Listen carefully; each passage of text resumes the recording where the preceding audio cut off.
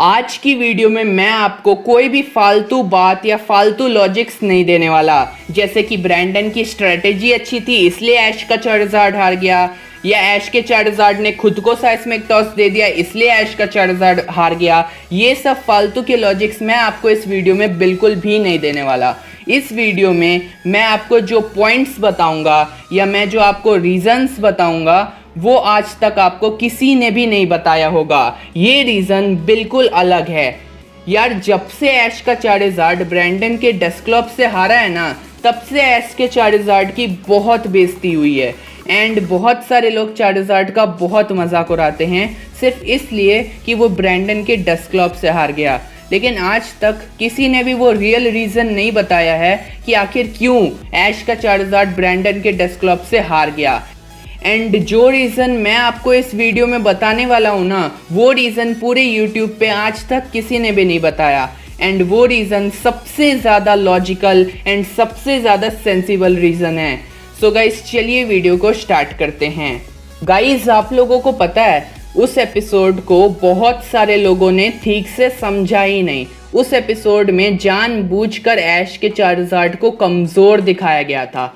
Pokemon company ने ही ऐश के charged को उस एपिसोड के लिए कमज़ोर बना दिया था, क्योंकि अगर आपने वो एपिसोड देखा है तो आपको पता होगा उसमें ऐश के चार्जर्ड के साथ बल्बासौर और स्क्वर्टल भी रिटर्न किए थे।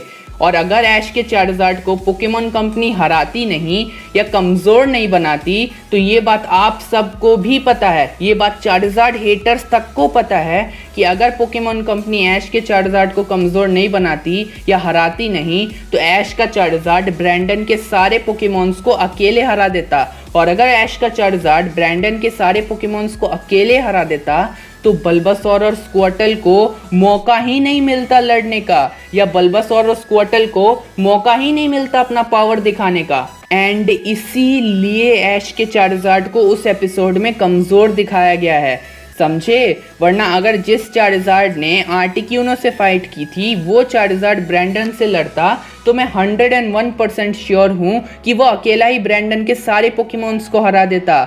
बस उसमें स्क्वर्टल एंड बल्बासौर रिटर्न किए थे ना, इसीलिए ऐश के चार्जर्ड को कमज़ोर दिखाया गया था, क्योंकि स्क्वर्टल एंड बल्बासौर को भी तो अपनी पावर दिखानी थी, उनको भी तो फाइट के लिए मौका मिलना चाहिए था। अगर पोकेमॉन कंपनी ऐश के चार्जर्ड को हरवाती नहीं या कमज़ोर नहीं दिखाती तो कभी भी ऐश के स्क्वर्टल एंड बल्बासौर को उस मैच में किसी भी पोकेमॉन से फाइट करने का मौका ही नहीं मिलता, और ऐश के स्क्वर्टल और ऐश के बल्बासौर को मौका ही नहीं मिलता अपनी पावर दिखाने का कि वो कितने ज़्यादा पावरफुल हैं।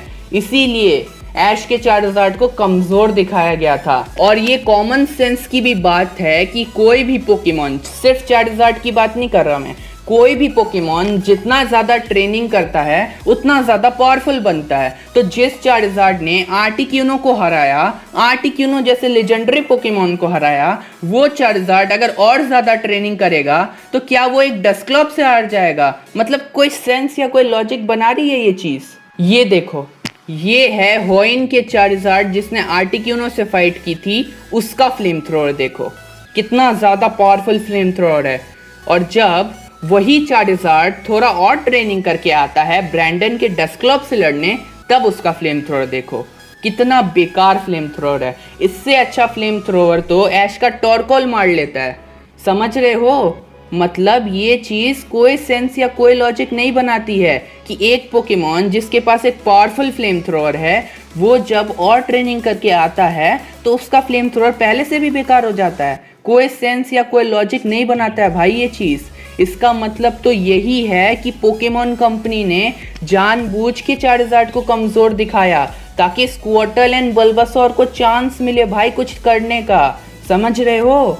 क्योंकि अगर पोकेमॉन कंपनी ऐश के चार्जर्ड को वीक नहीं करती ना तो जो करना है पूरे एपिसोड में वो ऐश का चार्जर्ड करता, बाकी किसी भी पोकेमॉन को कुछ मौका ही नहीं मिलता। और एक और चीज़ आपने नोटिस की उस एपिसोड में, जब भी ऐश का चार्जर्ड ऐश के पास होता है तो ऐश हमेशा चार्जर्ड को लास्ट के लिए रखता है, हमेशा आखिर के लिए बचा के रखता है चार्जर्ड को।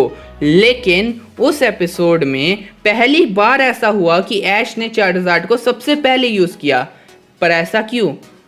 तो इन सब चीज़ों से तो यही साबित होता है कि पोकेमॉन कंपनी ने जानबूझ के चार्जार्ड को वीक दिखाया ताकि बल्बासोर और स्क्वार्टल को मौका मिले फाइट करने का और अपना पावर दिखाने का। और चार्जार्ड को डस्क्लॉप से हरवा के पोकेमॉन कंपनी दिखाना चाहती थी कि ब्रैंडन के पोकेमॉन्स कितना ज़्यादा पावरफुल हैं और वो एक सीन टाइप क्रिएट करना चाह रही थी। समझ रहे हो ना, वहाँ एक सीन क्रिएट हो जाता कि ब्रैंडन के पोकेमॉन सच में काफ़ी ज़्यादा पावरफुल है, उसने तो चार्जार्ड को हरा दिया, इस टाइप का सीन क्रिएट हो जाता है। और फिर बल्बासोर और स्क्वार्टल को मौका मिलता फाइट करने का, अपनी पावर दिखाने का, अपने आप को साबित करने का। वरना आप खुद बताओ कि जो चार्जार्ड मैग्मार, पॉलीवार्थ, इलेक्टाबस, गैरी के गोलम, सिजोर एंड ब्लास्टोइस को हरा सकता है एंड उसके बाद लेजेंडरी पोकेमॉन आर्टिक्यूनो को हरा सकता है, वो थोड़ी सी और ट्रेनिंग करेगा तो क्या वो एक डस्क्लॉप से हार जाएगा? भाई इतना इलॉजिकल चीज़ एंड इतनी सेंसलेस चीज़ मैंने आज तक नहीं देखी। तो भाई मेरा जो ये रीज़न था, मैंने जो आपको इस वीडियो में बताया, वो रीज़न सबसे ज़्यादा सेंसिबल है एंड लॉजिकल है। आप एक बार खुद मेरी इन बातों को समझने की कोशिश करो, मुझे पता है आप भी मुझसे एग्री करोगे और कोई भी मैच्योर इंसान मुझसे ज़रूर एग्री करेगा। मुझे पता है चार्जार्ड हेटर्स अभी भी मुझसे एग्री नहीं करेंगे, वो अभी भी चिल्लाएंगे, बट मुझे उन हेटर्स से कोई भी फ़र्क नहीं पड़ता। मुझे सिर्फ मैच्योर लोग और सेंसिबल लोगों से फ़र्क पड़ता है, इसलिए मैं तो उनको इग्नोर करता ही हूँ। मैं आपको सलाह दूंगा कि आप भी उन चार्जार्ड हेटर्स को इग्नोर करो। सो गाइस, अगर आपको ये वीडियो पसंद आती है तो प्लीज़ मेरे चैनल को सब्सक्राइब कर लेना।